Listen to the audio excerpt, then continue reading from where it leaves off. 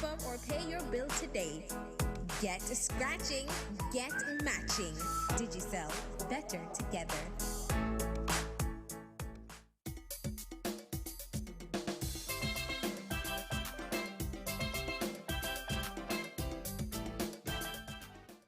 Good Monday morning. Welcome to another edition of Frank and Candid. I am Tony Nias. Hope you had a great weekend.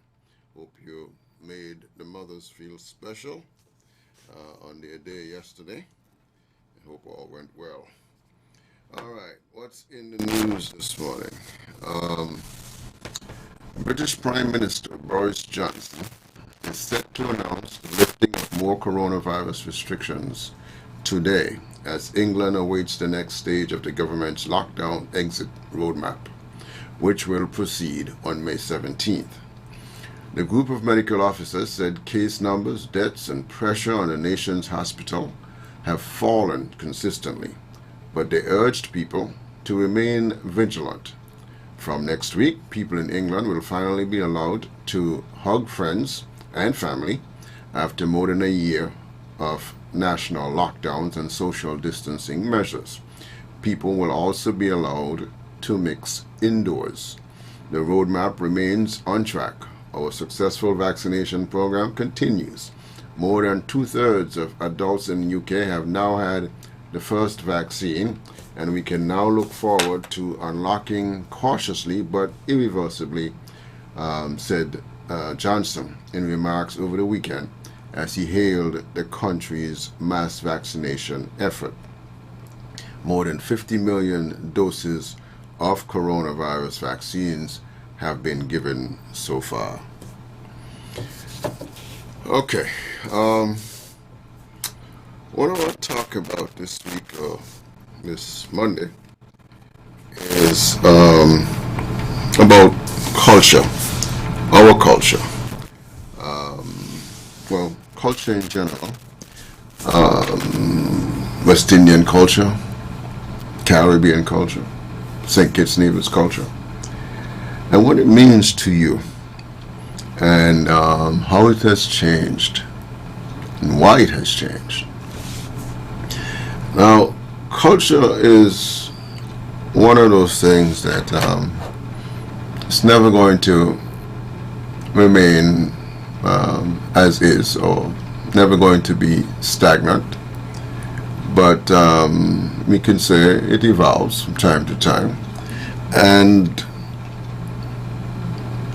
we, however, would like to, like all societies, we want to hold on to some of it, which we believe is quite important, even with, some modifications here and there.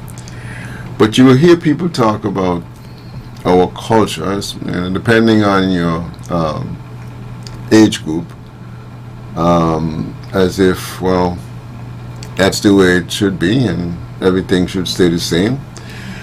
But generations after generation kind of modify things, and so it becomes a part of them, and sometimes we don't understand why this has changed, and we would say that this used to work so well and all of that. But anyway, have a discussion about our culture and one of the major influences in our culture here in especially the English-speaking Caribbean, well, let's just say Commonwealth Caribbean. So, starting from a definition of culture that emphasizes the material elements, let us examine today the United States cultural influence in the Commonwealth Caribbean. The influence has been parallel to U.S. economic expansion in the Caribbean, and it forms an integral part of the widely held cultural belief in that 19th century United States that says that American settlers were destined to expand across North America and otherwise. It is what is referred to in circles as the manifest destiny, quote unquote manifest destiny. In practice, this expansion has come together with modernization forces that have swept the Caribbean in this century, making it often difficult to distinguish between modernization on the one hand and Americanization on the other. Now, most people would agree with me that there has been significant modernization in this region. I mean, here in St. Kitts we can see that, especially if you track back to, say, the 70s, 80s, and bringing us to where we are. There have been a lot of modernization, especially in media. But powerful elements like Caribbean migration to the United States, U.S. tourism in the region, and yes, the communications revolution and the impact of U.S. economic assistance have all made their mark on Caribbean culture. Whatever we discuss, or whenever we discuss things to do with ideas, arts, customs, social behavior of our people or society, we're really discussing the culture of this region, Caribbean culture. And so that's the term we use. We say Caribbean culture. And we use it as a way of summarizing various elements, including the artistic, the musical, the dance, the literary, the food, the political, and social, all of which are representative of Caribbean people, wherever they may be in this world. Our culture has historically been influenced by that of the West African traditions of the slave population brought in during the colonial period. So the closer you go back to slavery, the more pronounced you see that culture, and as you come away from it, it kind of wanes some. It is also true that, that over time it has been strongly influenced by that of our neighbor, our cultural neighbor, the United States. We can have a debate about the effects of these influences or our people, whether they be positive or negative. On any given day, in every Caribbean country, with possibly the exception of Cuba, the majority of citizens get our news and information about what is happening in the world from, we can count, say, 6 major or 6 primary sources that we as a people listen to or look to get our news. You can go into a household and you would see on TV, CNN, ABC, CBS, Fox News, NBC, or BBC. However, this plurality does not represent an equal diversity of views. Operating as businesses that provide eyes and ears to global advertisers, these news organizations, they're basically offering 2 perspectives. What are they? The British perspective and the American perspective. In style and format, if not content, local Caribbean television news replicates the American model. The assumption is that audiences have limited appetites and equally limited attention span for any information that may force them to think. One result is that local news, especially in broadcast media, thrives on the violent and bizarre stuff and pay very little attention to matters of greater relevance and significance to the people of this region. Over 90% of all non-news content originates from, you guessed it, U.S. distributors and is relayed via the local cable operators. Throughout the Caribbean, popular channels would include HBO, TNT, TBS, Cinemax, ESPN, Disney, Nickelodeon, Showtime, Lifetime, MTV, Fox Sports, BET. As a result, even though it is played in a few Caribbean countries, notably Cuba, Dominican Republic, and Puerto Rico, baseball, for example, may be as popular in this region as cricket is, which for historical reasons, right? We know cricket is considered the regional sport of the English-speaking Caribbean. Basketball is more popular than cricket across this region. You speak to any youngster and they pretty much can tell you about the scores and all of the teams, all the basketball teams and what have you. And they make it their mission to not miss a game on TV when the season is on. And they know everything. They know the stats. They know the players.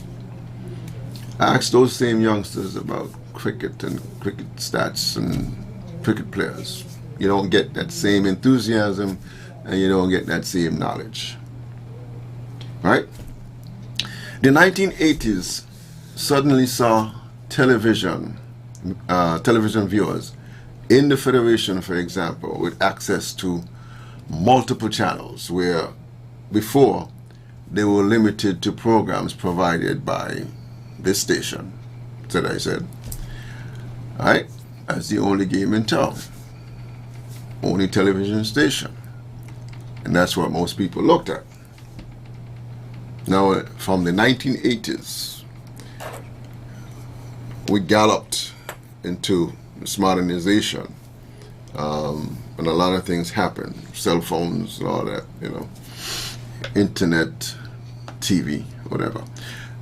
So the largest external force affecting Caribbean culture is in the form of North America. The main instrument used to cause this influence is the media. Although America's impact is diverse, one of the major impacts it has is on the media culture and music in the Caribbean. Here, as a collection of settler nations, the contemporary Caribbean has been shaped by waves of migration and have combined to form a unique blend of customs, cuisine, traditions that have marked the socio-cultural development of the area. Caribbean culture results from Caribbean history as well as geography. So you will find some some things that we do in Trinidad and Tobago, and you will find some things that we do in Dominica. You'll find some things that we do in St. Kitts and Nevis. But they have similarities, and they come out of the same place. They might do them a little differently, but they come out of the same origins. And when we mold all of that together, we have what is a unique Caribbean culture, which you can identify about anywhere you go in the world. You find Caribbean people, and you observe the culture, whether they be from Trinidad or St. Kitts and Nevis. You can tell that that's Caribbean culture you're experiencing. But it has been influenced strongly by, and most powerfully, if you were to find, locate any one area of influence, it would be American culture. Has influenced our culture by far, mostly. And why is that? I don't know. And is it healthy? You tell me. It's not all bad. Cultural movement is, and influence are not always all bad. But even though some people may have an issue with it, but it is not just that it's influencing, say, the sport that we younger people enjoy, but to be quite frank, it has influenced certain other behaviors which are bad. I can draw a straight line from the 80s coming on up to the increase in crime, for example, in the region, and the types of crimes, and draw that straight line back to an American culture. Because even though we have had crime, there's crime all over the place, if you look at the type of crime that you saw in the region in that period, those are things that people here never did, never thought of doing, until we were able to start looking at cable TV and getting that strong influence out of North America, and even our criminal activity changed. So, good and bad, our culture and its strong influence from the U.S. That's my take. You may have a different take, or may want to weigh in on the U.S. influence on our culture, which for the most part came out of West Africa, but is now shifted to be influenced more by North America. And why is that? And as we talk about our history and Black history and African liberation and Pan-Africanism and all of that, we are seeing here within these pockets here in this region that our strongest influence is not coming from Africa. We what they say, been there, done that. We are now being influenced by our neighbor to the north. So, there goes our culture.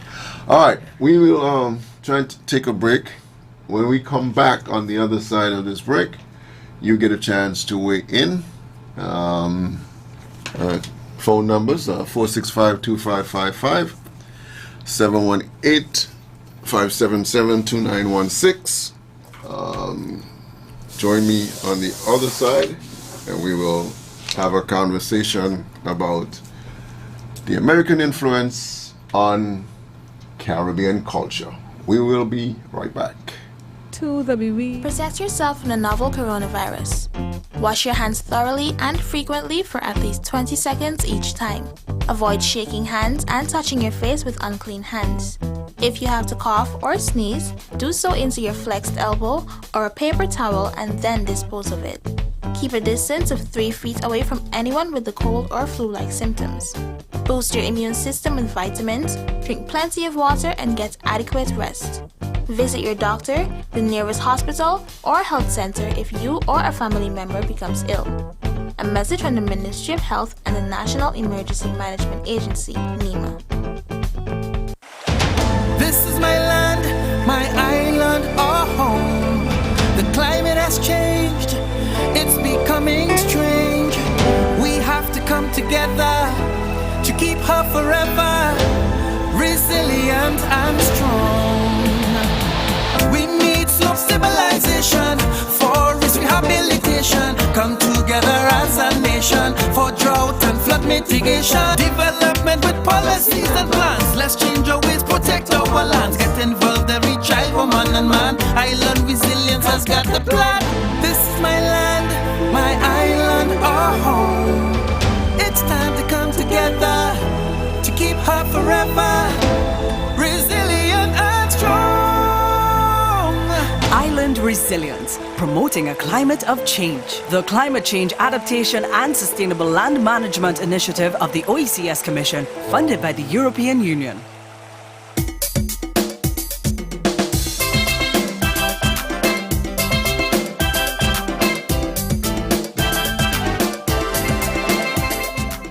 All right, welcome back to Frank and Candid. On tap for our discussion today is Caribbean culture and how it's being influenced by the U.S. Let's go to the phones and say good morning. Welcome to Frank and Candid. Yes, good morning to you. Hey, Elias. good morning. And happy new week to you, man. Thank you for you too. Let me say this. I don't think we can. I don't think you were doing it, but I don't think we can solely blame the change and of our culture, or a lot of our culture, the U.S. and maybe the TV and so. Yes, the TV, I think that's something to do with it, and now with the cell phone and Facebook and YouTube and all that stuff. But for instance, right, the cricket. Mm-hmm. If you look at let's say back in the 80s. We had maybe not so much the Facebook and YouTube and them stuff, but we still used to see like the basketball and the English football and so on TV, right? Mm-hmm. But cricket was also on TV, you know, especially Caribbean and West Indies play. It was also on TV, and if you had the local tournaments and so, used to be played around the island. You know, and then Nevis used to have their tournaments. You used to have the Leeward Island tournament where Nevis, St. Kitts, Antigua, Montserrat, and Anguilla, you know, we'd play against each other. Right. So we had a lot more. We were seeing a lot more of the cricket, and then one of the big thing I thought too that probably had was a turn off for a lot of youngsters too is when we see a lot of Kittitian who should have been on the West Indies team. Was left out, you know, never get a chance to make the West Indies team. You see people like Kelly, Eddie, Jordan, Harris, you know, you got this ball from over Mali News and so Gishard, you know, all these guys, and you know, you see them come up and we know that they should have been on the West Indies team in front of us, and they didn't get the opportunity. And then what the West Indies do, not just saying it alone. The Leeward and the Windward Island, the West Indies team, selectors and management of them times, they started to keep out the Leeward, trying to keep out the Leeward Island players out of the West Indies team. It's only Richards and Roberts and them guys, because you know they couldn't really do things. These guys went to England and play for farm days, so the West Indies couldn't really keep them up. But other players who was good and never really get to England, and so the West Indies kick them out, and the youngsters coming up seeing these things, they kind of move away because they see no future in the cricket for them. You know, and if no future in the cricket for them, they love for it going. And they go on basketball. The basketball was introduced to the Caribbean and St. Kitts and so. And then they think that they have a better chance, even though they're not really going nowhere out of St. Kitts with the basketball. They think that the interest in the basketball was more than playing cricket, because the cricket where we could take them somewhere ain't getting them nowhere. So I believe that is some of the big things that we start. If not the thing, start the influence or the influence of the change in the culture, the West Indies culture, and the music too. Mm-hmm. We start to hear the American hip hop kind of music, and then once ago it was like it's the calypso and the reggae, but it wasn't the kind of dancehall reggae so much you have now, and the type of lyrics that they put in the dancehall reggae. That was in the hip hop, but we wasn't really getting the hip hop music, that kind of hip hop music down here. After the Jamaicans them start to go to America and they start to put it in the reggae, and the people down here start to gravitate to it, and then that's changed they started to change the culture. So we started to cling to America. Then the American TV now, we start to see a lot more of it. And we start to see they do the thing on TV. And then so the Caribbean people start to move away from it. And that, to me, was really, that is how the change of the culture in the Caribbean and it's start to change and to wait now. Thank you, Mr. Okay, thank you. Let's go back to the phones. Good morning. Good morning, caller. Greetings in the name of our great African ancestors, especially the most honorable Marcus Messiah Garvey and Queen Enzing. God bless you, my beloved African brother. How are you? The family was a weekend. The Queen good. I hope you take good care of the Queen yesterday. Yes, all well, all good. Okay. Brother, let me say, you talk about, but you're just lay out there. But you see, most of the fault, 95% of the fault is on us as African peoples, brother. You want to tell me, in a country, let me just deal with St. Kitts and Nevis, 98% African people. But you want to tell me, over the years, let me say from 1960, okay, so let me say from 67 coming forward, you want to tell me we couldn't develop think tanks in St. Kitts and Nevis from an African perspective, a Pan-African perspective, a national perspective, beloved brother, to charter that into our people, young people in the school. I mean, you got to start at home. Bombard the national media, beloved, right? With that kind of thinking, patriotic, put patriotism in our people from an early age. All government buildings got on. Let me move forward with the flag now. Our flag that was designed by an African person, and beside that, supposed to be the UAF, the Universal African Flag, the red, black, and green. Beloved, national anthem. Our children must know the both national anthem. Well, let me say national anthem of St. Kitts Nevis and the African national anthem. That was thing by the most honorable Marcus Garvey and the NIA. Inculcate them into our people, beloved brother. Change the name of Saint Christopher, all them kind of things is still white domination. Bastille, French name. Come on, how you gonna get St. Kitts Nevis, European name, St. Christopher, murderer, things. Even the park there, enslaver, come change all of that. And every morning, they're supposed to be in every school, we must sing the national anthem, beloved brother. I don't know if they do it, but in every school, starting from kindergarten, beloved, we must do that, beloved. And no, I mean, I don't care what religious people are going to say, keep prayers out the school. You want to be where you want to be, you go to church. If you go to church, you go to church. No bring no prayer in no school.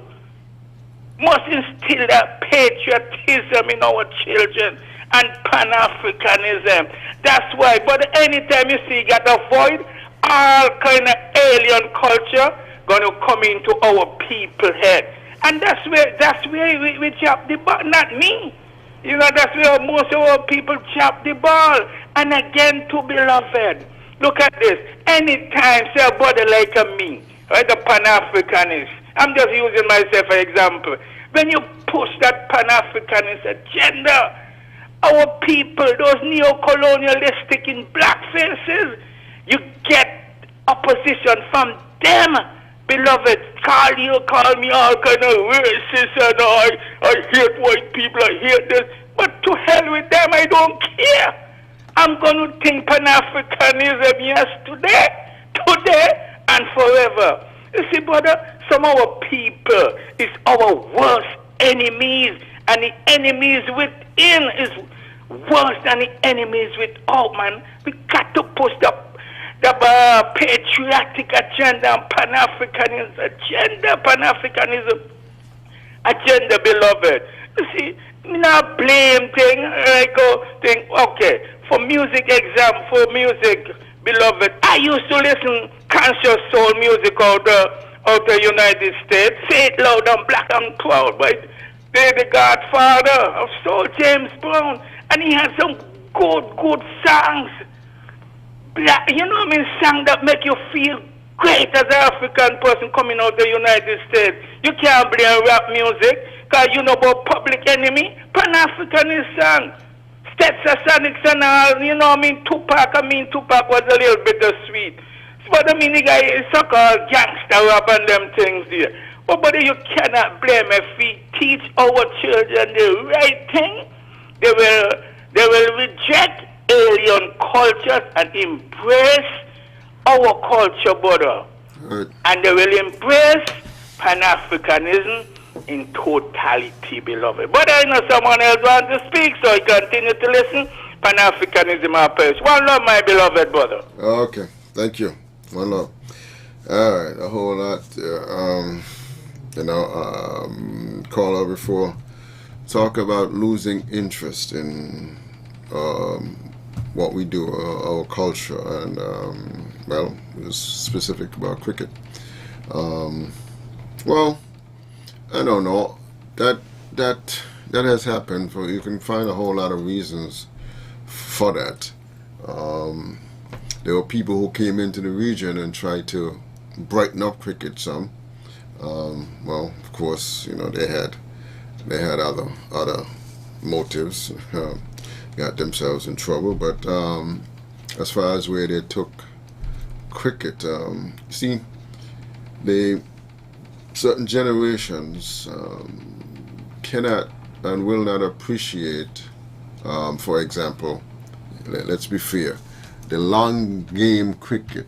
You got to be really a lover of cricket to sit around and watch the long game cricket, right? As in, test match, playing for 4 days and so on. That's not spicy and exciting to that generation. Who's going to watch a game that lasts 4 days? You know what I'm saying? Not that generation. If you're a cricket fanatic, love it, then you can go up and watch that 4 day game. The shorter version of the game, more exciting. Add more, and colors were added instead of the white. So got more exciting for another group of people.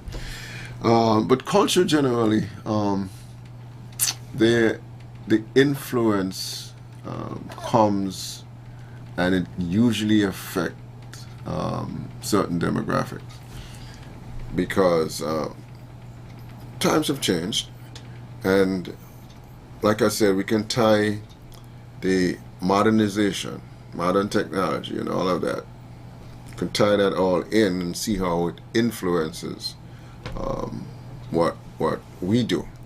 And it's going to happen from the new generations coming up. They're going to be more focused on that new technology and what comes out of it. And so that will be the greatest influence the older people who are set in their ways, then it won't affect them as much. Back to the phones. Good morning. Welcome. Yeah, it's me Yes. again. Yes. Yeah.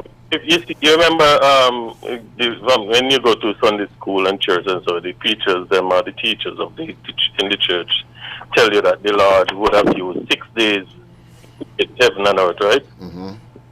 So, and based on, his power and, all the stuff that he has, they say he could have done it in maybe 1 day, but he chose to do it in 6 days instead, and we're on the 7th day. That is the same thing like with Test cricket. Test cricket, it tells you, it gives people this kind of thing to know that you can't get everything at one time.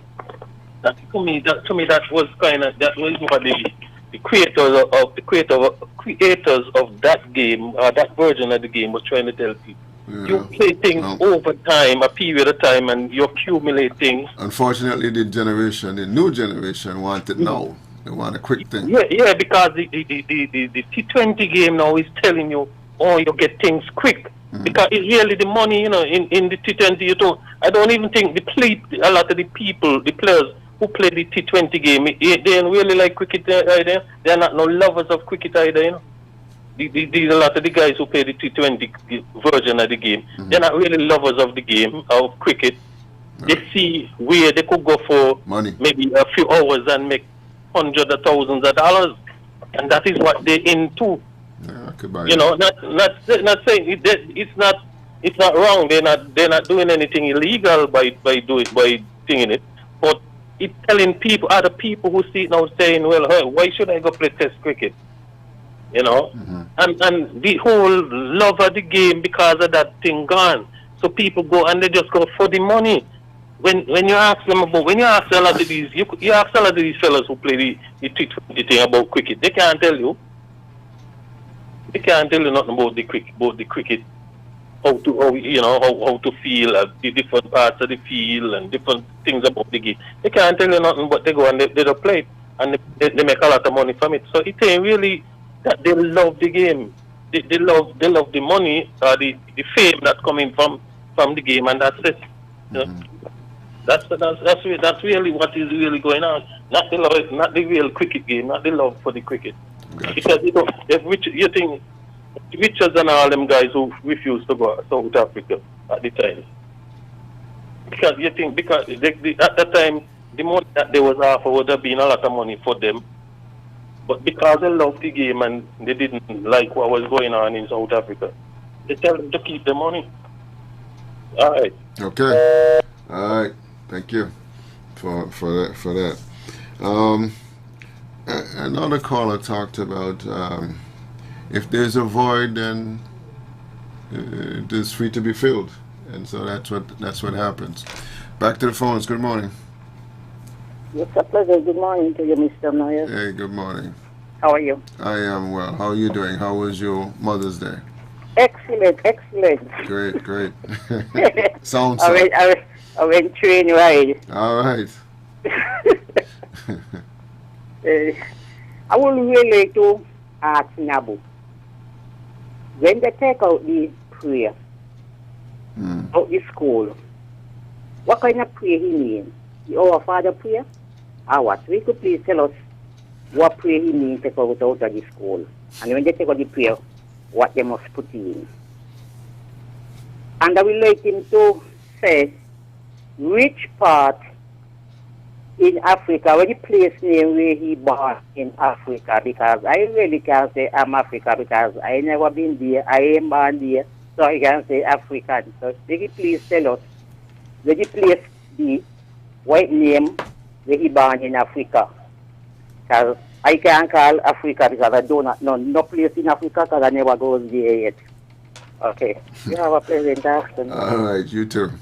I did take a note when my friend Nabo called and talked about taking the prayer out of school, and my note suggested or said that just put a note next to that and then an asterisk next to it that says here we go. Here comes trouble.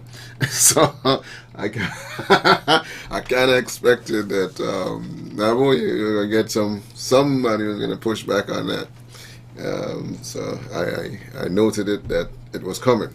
So I'm sure you're not surprised by that.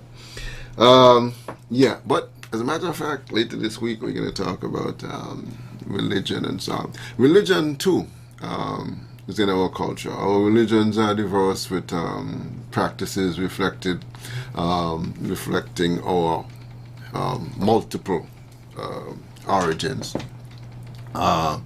Christianity is dominant in our community, while depending on where you are, there's Hinduism, Islam, also significant following there in places like Guyana, Trinidad and Tobago and so on. So we'll get to that later in the week.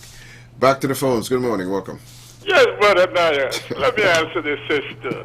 Sister, all prayer, whether it be in a Bible, Quran, Torah, whatsoever, no prayer supposed to be in no public school. Let me repeat that. No prayer supposed to be in no public school.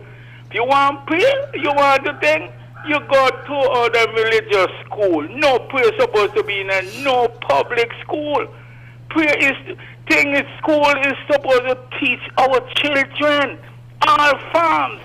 The great African stories, technology, maths and technology, engineering, agriculture, all kind of fields of life. But the only thing supposed to be in assembly in the morning is supposed to sing the national anthem of St. Kitts Nevis. If they want to sing the African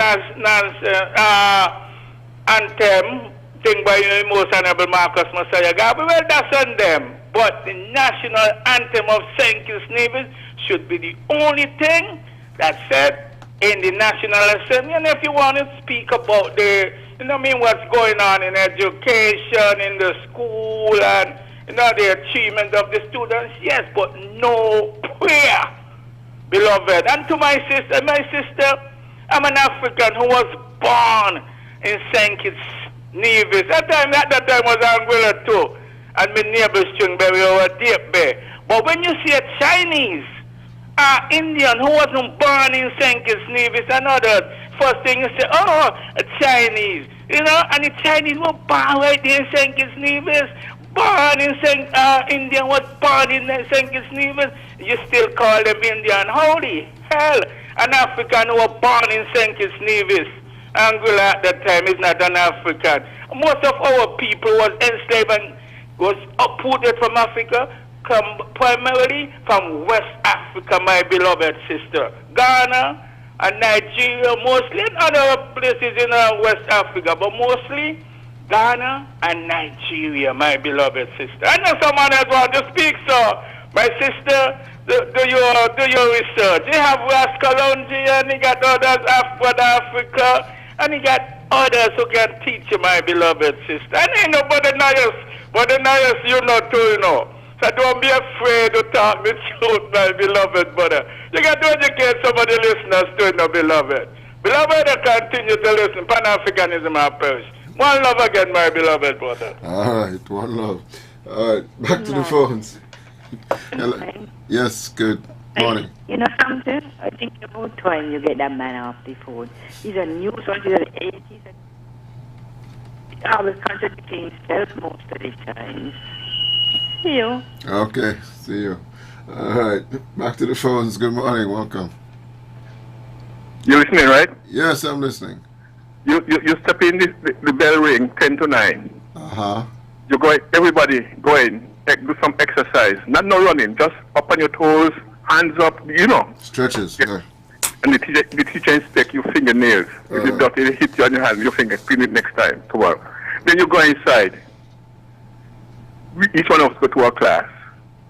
Then we sing a song. Every morning, Jesus the very thought of the, and something about God. Mm-hmm. Then when it comes to lunchtime, we present at our table, Lord. That's all. And then we come up from lunch, we thank the Lord. When we're going home, now the day is over, That is my days, not now. I'm talking about in my days. Yes, yes. 50s, 50s, Right. 60s. Mm-hmm. So I don't know what is wrong with saying thanking God. That is why some of the ignorant youngsters in the United States, because if they learn something about God in school, because when them leave school, Mr. Nias, and they never go to Sunday school, church, the only time they go to church is for a funeral or a wedding. If they learn something about God in school, they wouldn't come out from swinging guns, killing people all over the place. And I don't know why he keeps talking about Africa. Africa is more violent than the States. All over America. All over Africa. Killing. So I don't know why if he want to go to Africa, why he don't go to Africa and leave us alone. They just kill. They're more violent than America. So I don't know why he keep on about. Thank you. Okay. All right. Back to the phones. Good morning. Welcome to Frank and Candid. Mr. Nias, Yes, sir. that previous caller stole the words out of my mouth. Okay. Because prayer for school children especially, because it teaches them morality, not this criminal thing. That is why in the United States they don't teach prayer in school anymore. That's why they have all this butchery. Black killing black, white killing black, people killing police killing people. You look in those black communities, Illinois, in Chicago, and Detroit, and some of those places. Black people just butchering one another. The same stupidness is going on in Africa. When you listen to BBC, you don't hear one good thing coming out about Africa. All you hear is butchery. And that's what we really want? We better stay by ourselves. Let the Pan-Africanists and all of them, why does this fellow from the States, whatever his name is, jump on a boat or plane or whatever and go and live in Africa and see how he enjoys it? Within a week or two, he'll be back in the United States calling the Western world glory. But we live an even better life because we pray. Thank you. Okay. Back to the phones. Good morning. Welcome to Frank and Candid. Good morning, Mr. Nass. Good morning, sir. Yes. I think the underlying principle of culture is diversity. Okay? And unless we can preserve that diversity, we will be heading to one world culture, so to speak, and the culture which may not be necessarily the best one. Okay? The fact is, culture rose out of the diversity of people, of regions, of countries, and I don't think we should do anything to really threaten that as such. Okay, right now it's threatened by overwhelming numbers, for instance, with issues such as colonialism. Remember, in the days gone by when we were colonies, we basically had to adopt the culture of the motherland, so to speak. Okay, notwithstanding the fact that most of our ancestors did not come from there. All right, and even the political isms that we have, capitalism, socialism, all those isms, they tend to make everybody conform to some imaginary superior philosophy of culture. Okay, we have a lot of cultural penetration. That's the problem I think we have with our neighbor to the north. Okay, and I don't think we in the Caribbean can compete with that. We're overwhelmed by numbers, by money, even though our culture is so rich.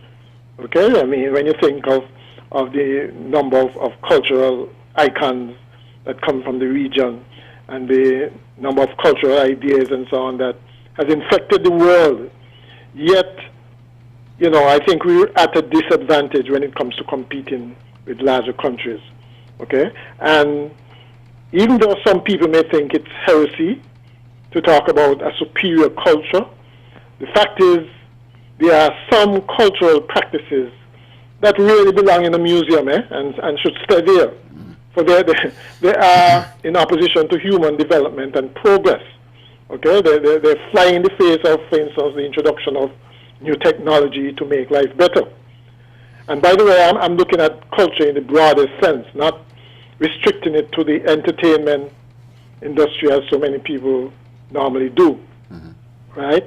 And of course, cultural development can go in the wrong direction, okay? Because if, for instance, we had maintained our traditional eating habits and food preparation, we probably would have been better off than adopting the North American or developed world supermarket practices and processed foods and that sort of thing.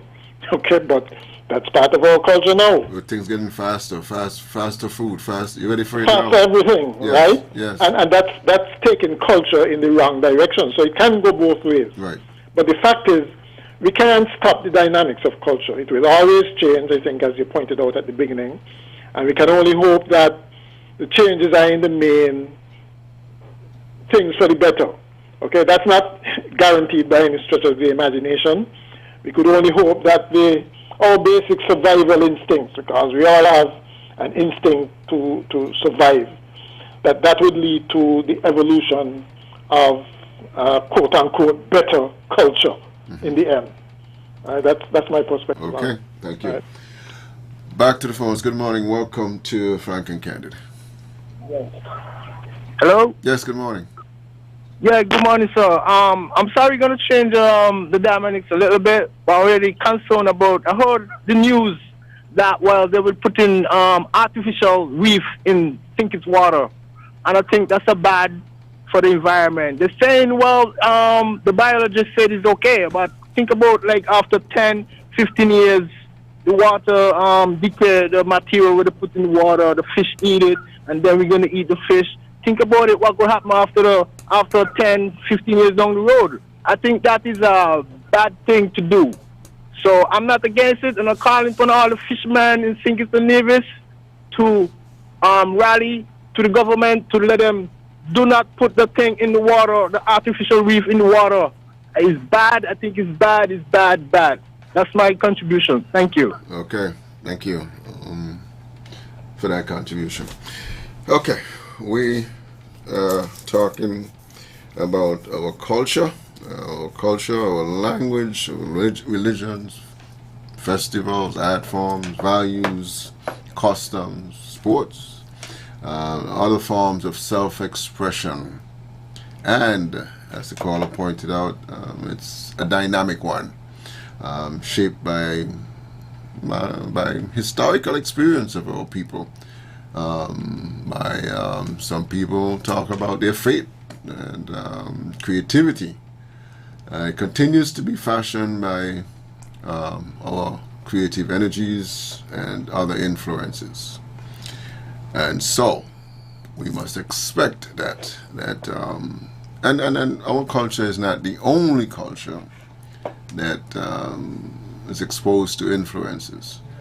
The question is, though, while I'm on that, do you think our culture influenced the American culture in any way? That's a thought. Back to the phones. Good morning. Welcome. Yeah, with respect to the unfortunate input made by Ras Nabu out of the U.S., I would like him to tell us what is wrong with having prayers in public schools. That has been a part of our culture and a part of our tradition from the very beginning. That has been a part of our human history. Throughout human history, there is a supreme being, there is a supreme God, and without God, we are nothing. We were created in the very image and likeness of God. So I do not comprehend, I find it very unthinkable that he would make such an unfortunate statement on national radio.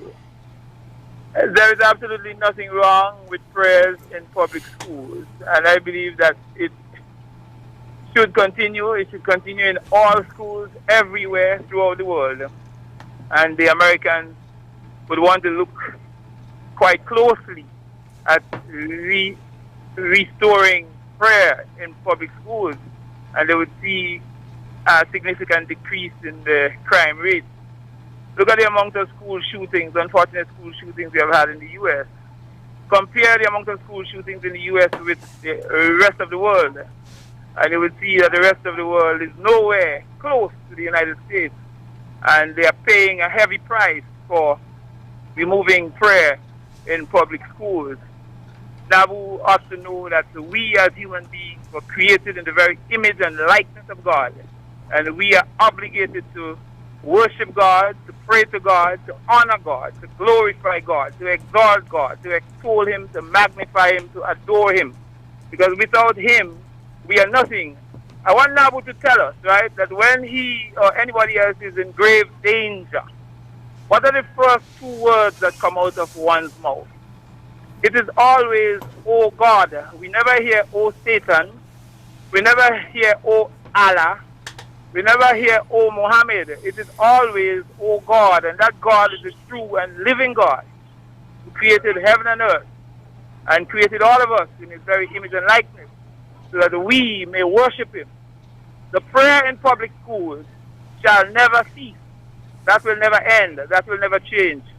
And people like Nabu with his Pan-Africanism nonsense cannot change that, because he's talking about Pan-Africanism, which is speaking about the unification, the unity of black people, but the Africans are not uniting.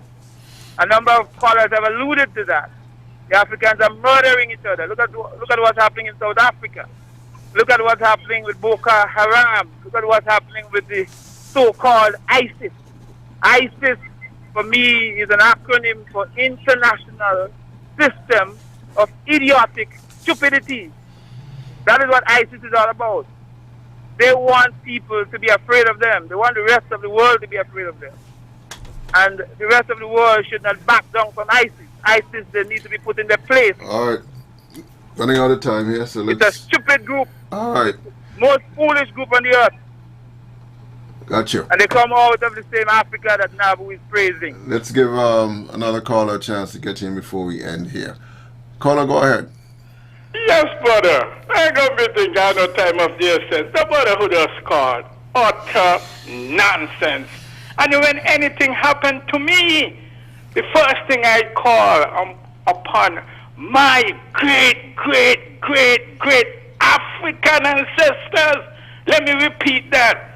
Anything, I always call upon my great African ancestors. Not no Lord, no God, no Allah, no Buddha, no Yahweh, nothing like that, my beloved brother. And that philosophy that you are going is a white mentality, a philosophy that was imposed upon us, and our people still follow the damn nonsense. Okay, all right, we gotta go. We gotta get out of here. We gotta go. We're gonna get 30 seconds. You have caller. Go ahead. Hello. Quickly, yes. Caller. Yes, quickly. Yes. A lot of our talent and so here, right? The Americans and the outer world, they use it. You remember we used to make things from samba thing. Yeah. And those scooters and stuff. They come down here, they see it, they take it back, they modify it, and what they do, they send it back to us and sell it. Okay, so we do have some influence. Culture. Okay, all right, okay, and that's gonna do it. Thank you all for your comments, suggestions, opinions, and as usual, they're wide and deep. Passion is there. Tomorrow is another topic, and hope you'll join me then. I'm Tony Nass. Have a great rest of the day.